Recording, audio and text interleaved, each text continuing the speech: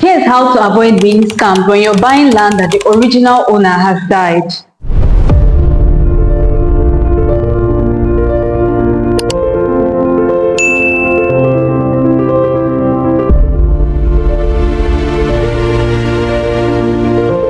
Sometimes the person that is selling a land to you or a property to you might not be the person that originally owns that land. It may be their father's land, their grandfather's land, or maybe their family land or something. And you really want to be careful in these situations to know or to be sure that you're not being scammed, or maybe the person is just going to sell the land and the other family members are not in agreement. Then tomorrow story will come, you know, to sell this land, it's not your land, listen. So to avoid story, you need to confirm that the land has gone through probate, and you do that at the probate registry.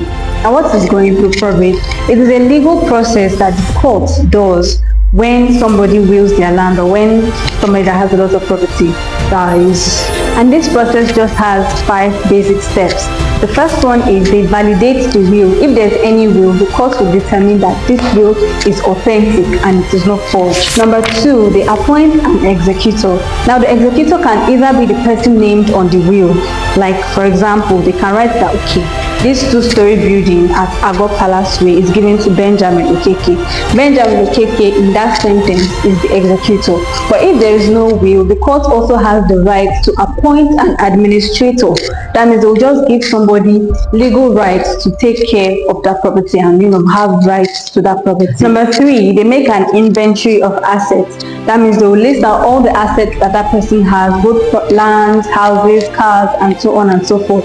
Then they determine the value of these properties, like how much is each one worth. Number 4, they pay all outstanding debts and taxes. Number 5 is the most interesting part, the distribution of assets.